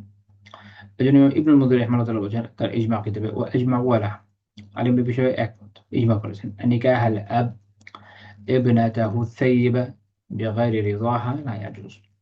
বাবা তার যে সাইয়্যিব, সাইয়্যিবের ব্যাখ্যা বলেছি মেয়েকে তার অসন্তুষ্টির সাথে যদি কোথাও বিয়ে দেয় এটা জায়েজ না, এটা হারাম কাজ। আহ, এবং ইবনে কুদামা রাহিমাহুল্লাহ তাআলা মুগনিতে উল্লেখ করেছেন মূলত ইমাম খেরাকি রাহিমাহুল্লাহর কথা যে এরকম ক্ষেত্রে বিয়ে অটোমেটিক্যালি বাতিল, বিয়ে হবে না এটা। কারণ অন্য হাদিসে আছে যে এই ধরনের নারী তার নিজের বিয়ের ক্ষেত্রে নিজে অধিক হকদার। এখন আরেকটা জটিল জায়গা থাকে, সেটা হচ্ছে যে যে বেকার সাহেব না, বেকার বেকার মানে কুমারী, যার এখনো বিয়ে হয়নি, তার ক্ষেত্রে কি হবে? কামাল বিন আসাই সালেহ তিনি সহিহ ফিকহ সুন্নাতে বলছেন ইখতিলাফ আল উলামা ফিল বিকরিল বালিগা আল আকিলা হাল ওয়ালিহা ইজবারুহা। তিনি বলছেন যে যে কুমারী এবং বালেগা প্রাপ্তবয়স্কা, কুমারী এবং আকেলা, তার মাথা বোধ বুদ্ধি সব ঠিক আছে, তাকে কি তার পিতা জোর করে বিয়ে দিতে পারে কিনা, আলেমদের ইখতিলাফ আছে আলা কাওলাইনি, দুইটা পথে। আসাহুহুমা আন্নাহু লা ইয়াজুজু লাহু ইজবারুহা কে সেইবে, এর মধ্যে সবচেয়ে বিশুদ্ধ মত হচ্ছে এটা, সাইয়্যিবকে যেমন জোর করে বিয়ে দেওয়া যাবে না, তাকেও দেওয়া যাবে না। وهو مذهب أبي حنيفة وأصحابه ورواية عن أحمد، এটা হচ্ছে ইমাম আবু হানিফা রাহিমাহুল্লাহ সাথীদের মাযহাব, আহমদ রাহিমাহুল্লাহ থেকে একটা মত, والأوزاعي والثوري وأبي عبيد وأبي ثور وابن المنذر। এটি ইমাম আল আউজাই, সুফিয়ান আস-সাউরি, আবু উবাইদ, আবু সাউর এবং ইবনুল মুনজির রাহিমাহুল্লাহ ওনাদের সবার মত। ওয়াখতারাহু শাইখুল ইসলাম, শাইখুল ইসলাম ইবনে তাইমিয়া রাহিমাহুল্লাহ তাআলা এই মতকে ইখতিয়ার করেছেন, প্রাধান্য দিয়েছেন। ওয়া দালিলুহু, তাদের দলিল কি? حديث ابن عباس، ابن عباس يدل على الحديث أن جارية بقرة أتت النبي صلى الله عليه وسلم فذكرت له أن أباها زوجها وهي كارهة فخيرها النبي صلى الله عليه وسلم। সেটা হচ্ছে একজন বিক্র অর্থাৎ কুমারী মেয়ে নবী সাল্লাল্লাহু আলাইহি ওয়াসাল্লামের কাছে এসে বললেন যে তার বাবা তাকে এমন জায়গায় বিয়ে দিয়েছে, এটা পছন্দ করেননি। আল্লাহ রাসূল তখন তাকে খেয়ার দিয়েছেন, এটা হচ্ছে ইখতিয়ার দেওয়া, অর্থাৎ তুমি যদি চাও থাকতে পারো, যদি না চাও বাদ দিয়ে চলে যাবা, তোমার উপরে নির্ভর করছে। তো কাজে বোঝা যাচ্ছে এটাও নাজেজ, এতে কোনো সন্দেহ নেই, তখন তার একটা ইখতিয়ার থাকে। এটা ইমাম আবু দাউদ রাহিমাহুল্লাহর কাছে সুনানে 2099 নম্বর হাদিস, ইবনে মাজার 1875 নম্বর হাদিস, ইমাম দারকুতনি সুনানে এটা আছে, বাইহাকী রাহিমাহুল্লাহ কিতাবে এটা আছে। তো এটা হাসান লি শাওয়াহিদ, হাসান লি শাওয়াহিদ, শাওয়াহিদের কারণে এই হাদিস হাসান। তো এখানে আমরা দেখলাম যে রাসূলুল্লাহ সাল্লাল্লাহু আলাইহি ওয়াসাল্লাম নারীদেরকে এই পরিমাণ অধিকার দিলেন যে তাদের অমতে বিয়ে দেওয়া যাবে না, তাদেরকে রাজি খুশি করে বিয়ে দিতে হবে। ফুকাহার এই বিষয়ে একটু গুরুত্বপূর্ণ আলোচনা করেছেন যে তাদের মত, মানে তাদের খুশি করে রাজি করে বিষয়টা এরকম না যে বাবা বলবে যে আচ্ছা তুমি যদি এই বিয়ে না করে আমার যেদিকে দুই চোখ চায় চলে যাবো, আর মা বলবে আমি গলায় ফাঁসি লাগিয়ে মরে যাবো। এটাও জোর করা, এটা হচ্ছে মানসিক জোর করা। মানসিক জোর, শারীরিক জোর কোনো জোরই করা যাবে না, না বাইর দেওয়া যাবে না, ঘরে আটকে রাখা যাবে না, এরকম হুমকি ধামকি দেওয়া হবে, অথবা যে কোনো ধরনের টর্চার কোনোটাই দেওয়া নেই। এমনি সিম্পলি যদি খুশি হয় ওই অনুযায়ী বিয়ে হবে, শেষ। আচ্ছা, উম, এখানে একটা চেক এন্ড ব্যালেন্স আছে, যেমন ওয়ালি ছাড়া একটা মেয়ের বিয়ে নেই। তো ওয়ালির একটা পাওয়ার আছে, ওয়ালিকে বাদ দিয়ে একটা মেয়ে মনে করবে আমি একা একাকে বিয়ে করবো, ওটা সুযোগ নেই। আবার ভাইস ভার্সা, একটা মেয়েকে অথরিটি দেওয়া হচ্ছে যে তুমি তোমার, এই যে ওলি তো তোমার বিয়ে দিবে, কিন্তু বিয়ে তুমি তোমার পছন্দের পাত্রকেই করবে, অর্থাৎ যাদেরকে দেখবে, যাকে ভালো লাগবে বিয়ে করবে, যাদের সাথে দেখা হচ্ছে একবার, তার যারা দেখতে আসবে তাদের মধ্যে আগাবে। এখন একটা মেয়েরও পছন্দের দাম আছে, সে যাকে মনে করবে আচ্ছা এর সাথে হওয়া যায়। এখন একজনকে দেখে তার মনে হচ্ছে না এর সাথে হওয়া যায় না, এখন বাবা মা যতই জোর করবে ওটা জোর গ্রহণ করার তার কোনো প্রয়োজন নেই। আচ্ছা, 38 নম্বর পয়েন্ট, যুদ্ধে নারীদেরকে হত্যা করতে তিনি নিষেধ করেছেন। এখন এটা শুনতে তো ভালোই মনে হয়, তাই না? এটারও কি জানা জরুরি, পটভূমি জানা জরুরি যে ওই সমাজটা কেমন ছিল, ওই সময়কার সমাজ কেমন ছিল। আমরা ওই সময়কার যারা সিভিলাইজড, সেই রোমানদের, অর্থাৎ যারা ছিল বেসিক্যালি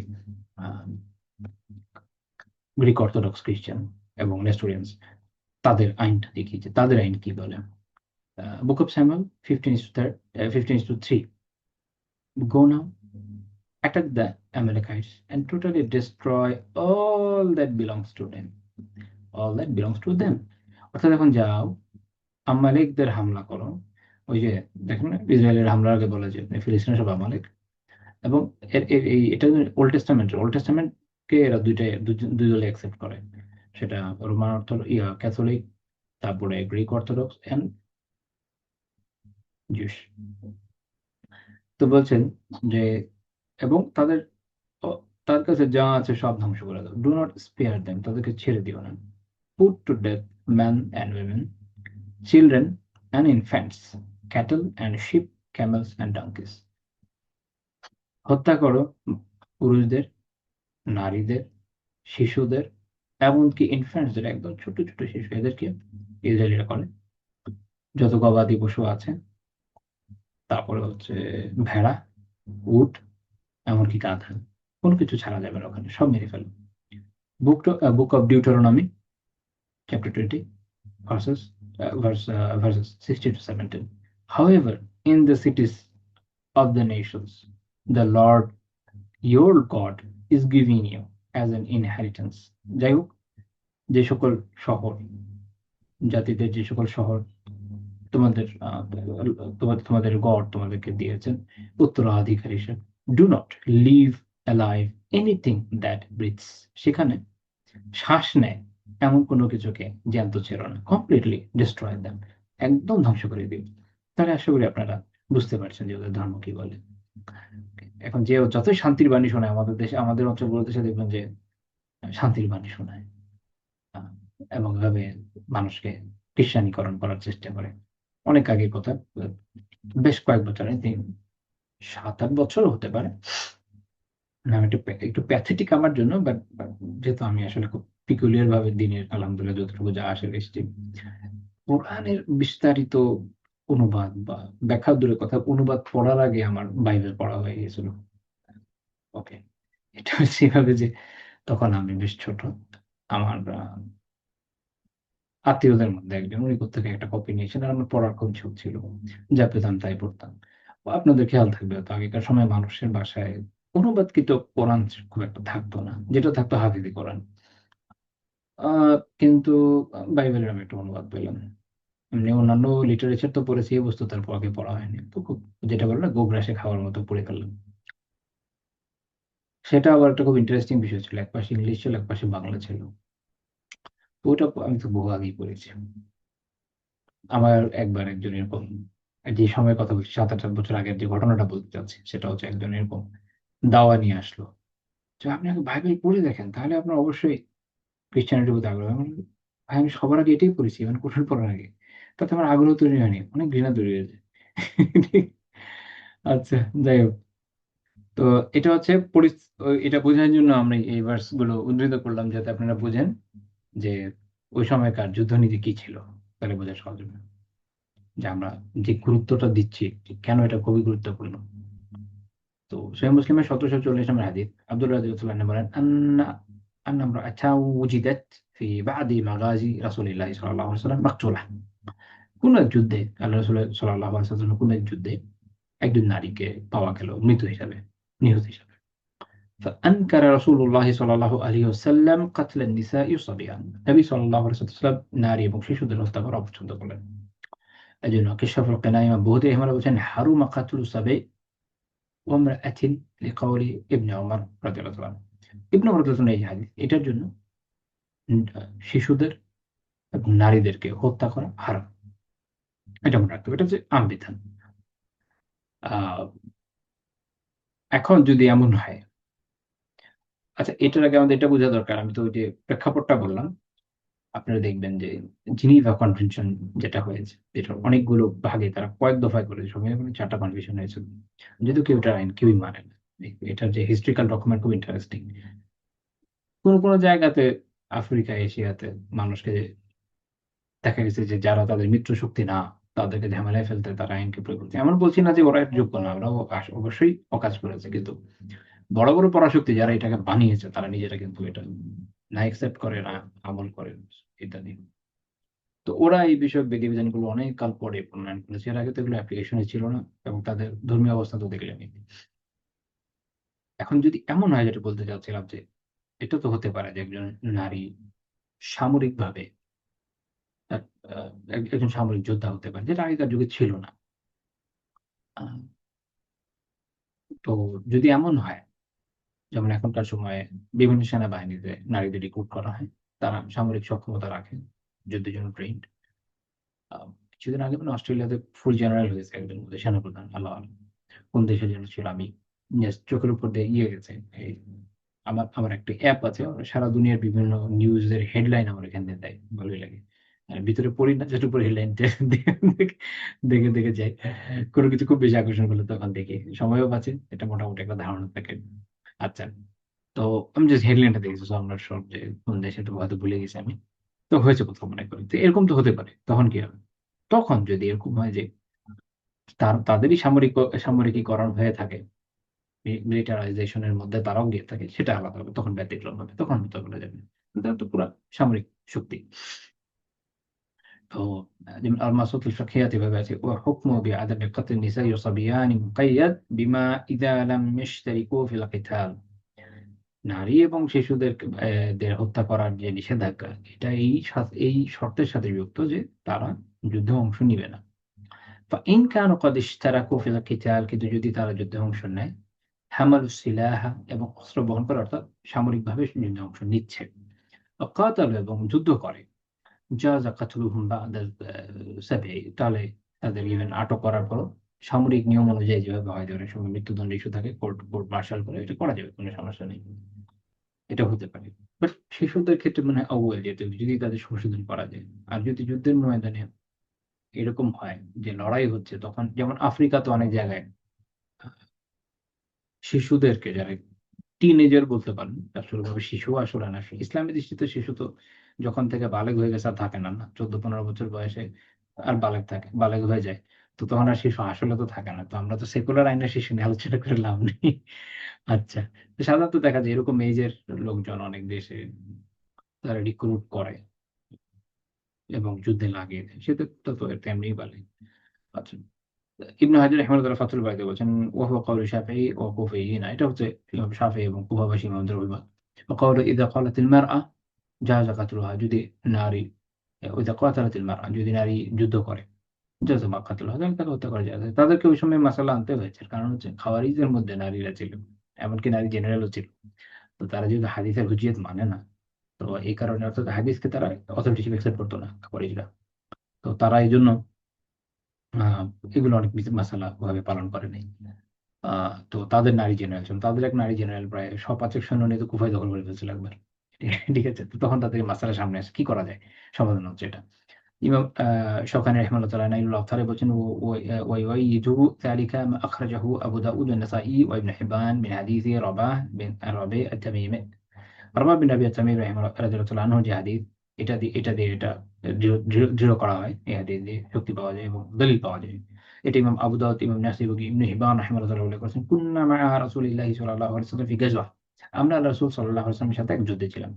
ফারাআ আন-নাস মুজতামিঈনা ফারাআ আল-মারআ মাকতুলা, তো তিনি দেখলেন এক জায়গায় লোকেরা জটলা পাকিয়ে আছে, তো তিনি গিয়ে দেখলেন একজন নিহত নারী। তিনি বললেন, মা কানাত হাদিহি লিতুকাতিল, সে তো যুদ্ধ করে নাই। সে তো যুদ্ধ করে নাই। তো ইমাম নবী রাহিমাহুল্লাহ বলছেন, তাকে হত্যা করলো কেন? যুদ্ধ করলে এক কথা ছিল। তো এই যে ইমাম শাওকানী রাহিমাহুল্লাহ বলছেন, ফাইন্না মাফহুমা আন্নাহা লাও কাতালাত কুতিলাত। এটা থেকে এই অর্থ বোঝা যায়, যেটা আমরা বলি মাফহুমে মুখালিফ, বিপরীত অর্থ নেয়, যে তারা যদি সে যুদ্ধ করতো তাহলে হত্যা করা যায়। যে হাদিসটা যেটা উল্লেখ করেছেন শাওকানী রাহিমাহুল্লাহ, এটা শেখ আল-বানী রাহিমাহুল্লাহ হাসান সহিহ বলছেন। সুনান আবি দাউদ 2669 নম্বর হাদিস। সবশেষে আমি আরেকটা পয়েন্ট দিয়ে আলোচনা শেষ করবেন ইনশাআল্লাহ তাআলা, যে তিনি সাল্লাল্লাহু আলাইহি ওয়াসাল্লাম তার স্ত্রীদেরকে নারী জাতির আদর্শ হিসেবে গড়ে তুলেছেন। সবশেষে এটা আমাদের জন্য খুব গুরুত্বপূর্ণ, খুবই গুরুত্বপূর্ণ। অর্থাৎ কিভাবে একজন পুরুষ তার স্ত্রীকে দেখভাল করবে, শুধু কি বাসার কাজকর্মই করাবে, নাকি তার দ্বীনি তারবিয়াতের দিকেও লক্ষ্য রাখবে, এটা তো বোঝা দরকার। এটা খুব জরুরি যে একজন স্বামী আহ তার স্ত্রীর দ্বীনি তারবিয়াতের দিকেও লক্ষ্য রাখবে, তার ইবাদত ঠিক মতো হচ্ছে কিনা, তার আমল ঠিক মতো হচ্ছে কিনা, তার আখলাকের কি অবস্থা, সবকিছু তাকে দেখতে হবে। কারণ সে তো জিজ্ঞাসিত হবে, তাই না? নবী সাল্লাল্লাহু আলাইহি ওয়াসাল্লাম বলেছেন, ইন্নাল্লাহা সাইলুন, ইন্নাল্লাহা সাইলুন কুল্লু রাইন আম্মা ইশতারাআহ, প্রত্যেক তত্ত্বাবধায়ক দায়িত্বশীলকে তার তার অধীনে যাদেরকে দেওয়া হয়েছিল, যা দেওয়া হয়েছিল, সে বিষয়ে আল্লাহ তাআলা জিজ্ঞেস করবেন। আল্লাহ তাআলা জিজ্ঞেস করবেন, হাফিজাত আলী কাম তাইয়া, আল্লাহ তাআলা জিজ্ঞেস করবেন যে এগুলোকে ঠিক রেখেছিল নাকি ধ্বংস করে ফেলেছিল, নষ্ট করেছিল। হাত্তা ইউসআলা রাজুল আলা আহলি বাইতি, এমনকি একজন ব্যক্তি তার পরিবারের লোকদের ব্যাপারে জিজ্ঞাসিত হবে, অর্থাৎ স্ত্রীর ব্যাপারে এবং সন্তানদের ব্যাপারে জিজ্ঞাসিত হবেন। এটা ইমাম নাসাঈ রাহিমাহুল্লাহ সুনান আল কুবরায় উল্লেখ করেছেন, ৯০২৯ নম্বর হাদিস, এবং শেখ আব্দুল লতিফ আল হামিম এর সনদকে সহিহ বলেছেন। তো এখান থেকে আমরা কি বুঝলাম? জিজ্ঞাসিত হবে। এখন কি বিষয় জিজ্ঞাসিত হবে? কি বউ ঠিক মতো রান্না করেছিল কিনা, এই ঠিক তো জিজ্ঞেস হবে। দিনের বিষয় জিজ্ঞেস হবে না, তার হকগুলো ঠিক মতো আদায় করা হয়েছে কিনা। অবশ্যই একজন স্ত্রীর প্রাইম ডিউটি হচ্ছে তার হাজবেন্ডের সেবা করা, তার সন্তানের দেখভাল করা, বাসারই, কিন্তু এর মানে এ না যে সে অন্যান্য যে বিষয়গুলা, দ্বীনি ইলম অন্বেষণ, যথাসম্ভব ইলম অর্জন করা, যথাসম্ভব আমল করা, জিকির আজকারে লিপ্ত থাকা, আখলাকের উন্নয়ন করা, এগুলোকে ছেড়ে দিবে এমন তো না। রাকিদাকে বিশুদ্ধ করা, এগুলো ছেড়ে দিবে এমন তো না। রাসূলুল্লাহ সাল্লাল্লাহু আলাইহি ওয়াসাল্লামের যারা স্ত্রীরা ছিলেন, উনারা আলহামদুলিল্লাহ পরিবারের কাজও করেছেন, প্রচুর কাজ করেছেন। আবার অনেক ক্ষেত্রে আপনারা বিভিন্ন জায়গায় দেখবেন অন্যান্য নারী সাহাবীরা ওনাদের কাছে বিভিন্ন দিন দরবারে আসতেন, সেগুলোও দেখভাল করেছেন। আবার তারা ইলম অর্জনেও সময় ব্যয় করেছেন, আল্লাহ রাসূল থেকে জানা শোনার চেষ্টা করেছেন। তো এখানে এটাও তো বোঝা যায় যে স্বামীর উচিত হচ্ছে স্ত্রীদেরকে শেখানো। যদি তার যোগ্যতা না থাকে, অর্জন করবে, তাই না? এখন আল্লাহর বান্দীদেরকে আল্লাহ তাআলা ঘরে থাকার নির্দেশনা দিয়েছেন। তো তার লাগবে না? ইলম লাগবে না? লাগবে তো। কোত্থেকে আসবে? স্বামীকে দিতে হবে। আমাদের আগের আলিমরা যারা ছিলেন, ফুকাহারা ছিলেন, ওনারা বলতেন যে স্বামী গিয়ে জেনে এসে শেখাবে। নিজে শিখবে, তারপর শেখাবে। তো এই চেষ্টা তো করতে হবে। এখন নিজে অনেকে যেটা মনে করেছে আমি 5 ওয়াক্ত নামাজ পড়ি বা যথেষ্ট, আর কি লাগে। এটা তো আসলে সঠিক কোনো কথা না। বরং দিনই আমলের যে জায়গাগুলো, বিভিন্ন নওয়াফিল, বিশেষ করে এলম, এটা এমন একটা বিষয় যেটা সবসময় লাগে। বাট হ্যাঁ, এটা ঠিক আছে, এখানে কেউ কেউ এত বেশি অগ্রগামী হওয়ার চেষ্টা করে যেটা করতে গিয়ে পরিবারের হক নষ্ট করেন, ওটা আবার জায়েজ হবে না। এটা হচ্ছে এমন একটা বিষয়, আপনি কতটুকু করবেন আর কতটুকু করবেন না। ওই জন্য এটা প্রায়োরিটি সেট করা জরুরি। যেমন স্ত্রীর হক, স্বামীর হকগুলোকে দেখা দরকার, যেটা আগে এটাকে ঠিক রাখতে হবে। সন্তানের বিষয়গুলো দেখতে হবে, পরিবারের জরুরি জিনিসগুলো দেখতে হবে। এরপরে ফ্রি টাইম সবারই থাকে, যখন থাকবে ওই সময় কিভাবে মার্জন করা যায়, অথবা অতি ব্যস্ততা থাকলে এটা প্রতিস্থাপন করা যায় কিনা, জিকিরের সময় ব্যয় করা যায় কিনা, এগুলো খেয়াল রাখতে হবে। এবং হাজবেন্ডের কাজটা কি তত্ত্বাবধায়ক হিসেবে? তত্ত্বাবধায়ক তো না, তত্ত্বাবধায়কের কাজ কি হয়, সুপারভাইজারের কাজ কি হয়? খালি কাজ করছে কিনা এটা দেখে না, কোনো জায়গায় যদি ভুল হয় এগুলো বলে দেওয়া হবে, এখানে ভুল হচ্ছে, এখানে সমস্যা হচ্ছে, এগুলো ঠিক করেন, এটা খেয়াল রাখতে হবে। যখন এইভাবে একজন পুরুষ তার দায়িত্ব পালন করবে তো চল এর খেয়াল হবে। আর অন্যদিকে ওই যে বললাম যে নারীদেরও কাজ হচ্ছে যথাসম্ভব যা শিখবেন উত্তম ভাবে গুরুত্বের সাথে শেখা। আল্লাহ তাআলা সূরা আল আহজাবের 34 নম্বর আয়াতে বলেছেন, ওয়াজকুরনা মিথলা ফি বুয়ুতিকুন্না মিন আয়াতিল্লাহ ওয়াল হিকমাহ ইন্নাল্লাহা কানা লতীফান খাবীরা। এবং তোমাদের গৃহে আল্লাহ যে আয়াতসমূহ এবং হিকমার কথা পাঠ করা হয় এটা স্মরণ করো, নিশ্চয়ই আল্লাহ তাআলা অতি সূক্ষ্মদর্শী এবং সর্ব বিষয়ে অবহিত। এখানে বুঝা গেল যে ঘরে যে ইলম চর্চা এটা জরুরি, প্রথম কথা। তাহলে এটা হইতে হবে না, ওয়াজকুরনা মিথলা ফি বুয়ুতিকুন্না। এখন যদি ঘরে পাঠ পঠিতই না হয়, ঘরে পুরো দিনী বিষয়ে পঠিত না হয়, তাহলে কোথেকে আসবে, স্মরণই কোথেকে রাখবে? তাহলে এটা যদিও উম্মাহাতুল মুমিনিনদের জন্য নাজিলকৃত আয়াত, কিন্তু মনে রাখতে হবে যে কোরআনে সাধারণত যা নাজিল হয়েছে এটা একদম বিষয় ওই যাদের জন্য হয়েছে তাদের সাথে খাস থাকে না, এটা বিধান থাকে আম, তো সবার দিকে যাবে। এই জন্য যারাই আহকামুল কোরআনে বা কোরআনে বিধিবিধান বিষয়ক কিতাব রচনা করেছেন, এই আয়াতের এই ব্যাখ্যা করেছেন যে বিষয়টা আম, সবার জন্য প্রযোজ্য। আমাদের কর্তব্যের জন্য বাসায় কিছু কিছু তালিমের ব্যবস্থা রাখা, জানা শোনানোর ব্যবস্থা রাখা, স্ত্রীরা যেন জানে শিখে, এই বিষয়ে গুরুত্বের সাথে দেখা। ইমাম ইবনুল আরবি আল মালিকি রাহিমাহুল্লাহ আহকামুল কোরআনে বলেছেন যে এক তো হচ্ছে যে আয়াতুল্লাহ, এখানে যখন তিনি আল্লাহ তাআলা বলছেন মিন আয়াতিল্লাহ, এটা আমরা এমনিও বুঝি কোরআন থেকে। আরেকটা হচ্ছে কি, একটা হচ্ছে ওয়াল হিকমা। হিকমা কি? হিকমা হচ্ছে সুন্নাহ। তিনি বলছেন যে হিকমা একটা হচ্ছে সুন্নাতুল রাসূলের হিকমাতুল, এটা হচ্ছে তার হিকমা। ওয়াল হালাল ওয়াল হারাম হিকমাতুন, হালাল এবং হারামের যে জ্ঞান এটাও হিকমা, তাহলে এটা জানা দরকার। ওয়াশ শারউ কুল্লুহু হিকমা, ওয়াশ শারউ কুল্লুহু হিকমাতুহু, এবং পুরো শরিয়াতই আসলে হিকমা, প্রজ্ঞার বিষয়। তো তার মানে পুরোটাই বাসায় চর্চা থাকা দরকার। তো যখন আমরা এইভাবে আমল করবেন ইনশাআল্লাহ তাআলা, আমাদের যারা পুরুষরা আছে তারা তাদের দায়িত্বগুলোকে ঠিকমতো পালন করবে, স্ত্রীদের দ্বীনি তারবিয়াতের ক্ষেত্রে গুরুত্ব দিবে, এবং তারা আলহামদুলিল্লাহ তাদের ইলম, তাদের ইলম, আখলাক, আমল, আদব, তাদের আকীদা সকল দিকে বিশুদ্ধ হবে এবং হওয়ার পথে এগিয়ে যাবে, উত্তরোত্তর উন্নতি করবে। তখনই সম্ভব যে আল্লাহ তাআলার মেহেরবানিতে উম্মাহ আহ, এগিয়ে যাবে।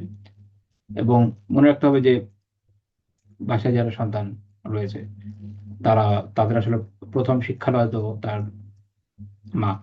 এখন মা যদি নিজেই না জানে, সে শেখাবে কোথেকে, তাই না? আবার এটাও মনে রাখতে হবে যে এটা হওয়ার আসলে কোনো সম্ভাবনা নেই যে মা আলহামদুলিল্লাহ খুব আমলদার দিনদার আর বাবা একদমই উল্টা, তাহলে যে খুব কল্যাণ হয়ে যাবে এটা মনে করে একটু tough। But এমন হতে পারে যে আগে হয়তো দিনের বুঝ ছিল না, আলহামদুলিল্লাহ মায়ের আগে বুঝ আসলো, হতে পারে, সেটা আলাদা বিষয়। সেক্ষেত্রে তো চেষ্টা চালিয়ে যেতে হবে, আল্লাহ তাআলা খায়ের দিনে দোয়া করতে হবে। আল্লাহ তাআলা চাইলে তো কত কিছু হতে পারে। কিন্তু দেখা অনেক ক্ষেত্রে যেটা হয় যে দুইজনই প্র্যাকটিসিং টাইপের এই হিসাবেই বিয়ে করেছেন মাশাআল্লাহ, কিন্তু কমতি আছে অনেক, দেখা গেল হাজবেন্ডের অনেক কমতি আছে, তো তখন সন্তান কি দেখবে যে যার পরিবারের সাইয়্যিদ বা নেতা হওয়ার কথা তার মধ্যে কমতি আছে, তো এটা একটা নেগেটিভ ইম্প্যাক্ট ফেলে। এই জন্য আহ, দেখেন না সেকুলার অনেকে, আমার নিজেদের পরিচিত অনেক আছে, আমার নিজের পরিচিতের মধ্যে আছে যে সিগারেট ছাড়া চলতেই পারতো না। বাচ্চা হবে আগে থেকে কেউ অনেক কমিয়ে দিয়েছে, কেউ একদম বন্ধ করে ফেলেছে। বলতো যে আমার মানে পরিচিতর মধ্যে এমনও ছিল, কারো কারো এমন মনে হতো যে সিগারেট ছাড়া তো অসম্ভব তার জীবনযাপন করা, বন্ধই করে দিয়েছে সন্তানের জন্য। আচ্ছা, তারা যদি এটা করতে পারে, অ্যালকোহল ছেড়ে দিতে পারে, সিগারেট ছেড়ে দিতে পারে, অন্যান্য সঙ্গ ছেড়ে দিতে পারে, এমনকি কারো কারো এমন এরকম আমরা জানি যে অনেক আড্ডাবাজি করতো, বিভিন্ন জায়গায় আড্ডা দিত, ওগুলো তো ছেড়ে দিয়ে সন্তানকে সঙ্গে। আমার নিজের এক বন্ধুর সাথে অনেক বছর পর দেখা হলো, একবার কথাবার্তা বলছিল, স্কুল ফ্রেন্ড, হাই স্কুলের ফ্রেন্ড ছিল, খুবই আড্ডাবাজ। এবং এলাকাতে যত মানে থাকে না ওই যে এলাকার বড় ভাই, এলাকার সব কাচ্চা বাচ্চা, মানে যারা জুনিয়র আর কি, আমাদের, আমি যখন কাচ্চা বাচ্চা বলি এটার উদ্দেশ্য 10-15 বছর না, হয়তো 25, 27, 28 বা 30 বছর বয়স পর্যন্ত এরকম আর কি। তো এরা যখন আছে না, সিনিয়র ভাই যারা থাকে এদের পিছিয়ে পিছিয়ে ঘুরে সবসময় ওইরকম ভাই। তো সেইভাবে চলতো। সে এবং আমার আরেকটা বন্ধু, দুইটাই ছিল পাশাপাশি। এখন বাচ্চা যখন হয়েছে, এখন বাচ্চা তো বাবা কাছে আর থাকতে চায় না, অফিসও আছে, অফিসও তো টাইম দিতে হবে। অফিস থেকে আসার পর আগে যেখানে সে তাৎক্ষণিক বেরোয় যেত আড্ডা মারতে, আসতো অনেক রাতে, সেটার বন্ধু বন্ধ হয়ে গেছে। বাচ্চা ছাড়া কিভাবে যাবে, ভালো লাগে না। আচ্ছা, যদি সেকুলার যারা তারা এরকম করতে পারে, তো যারা দিনদার তারা, তারা কেন পরিবারের জন্য সময় বের করতে পারবে না? নিজের স্ত্রী এবং সন্তানের তরবিয়ত, যেটা দায়িত্ব তার উপরে আছে, যে বিষয়ে আল্লাহ তাআলা তাকে জিজ্ঞেস করবেন, সেটার জন্য সময় বের করতে পারবে না, এটা একটা জটিল প্রশ্ন। এটা আমাদের ভাবা উচিত এবং এই অনুযায়ী আমল করা উচিত, যেন আল্লাহ তাআলার মেহেরবানিতে আমরা নিজেদের সংশোধন করতে পারি এবং এই যে প্রশ্ন হবে কিয়ামতে, সেই তার জন্য এখন থেকে উদ্যোগ নিতে পারি, যেন ওইটার উত্তরটা ঠিক মতো আমরা দিতে পারি ইনশাআল্লাহ। আল্লাহ তাআলা আমাদের বিষয়গুলো বোঝার এবং আমলের তৌফিক দেন। সুবহানাকা আল্লাহুম্মা বিহামদিকা লা ইলাহা ইল্লা আনতা আস্তাগফিরুকা ওয়া আতুবু ইলাইক। দুঃখজনক ভাবে আজকে প্রশ্ন নিতে পারবো না, বিকজ 8টা 40 বেজে গেছে, তো 5 মিনিট আছে যে আমাদের। তো ইনশাআল্লাহ আল্লাহ তাআলা তৌফিক দিলে আগামী দিন নেওয়ার চেষ্টা করবো প্রশ্ন।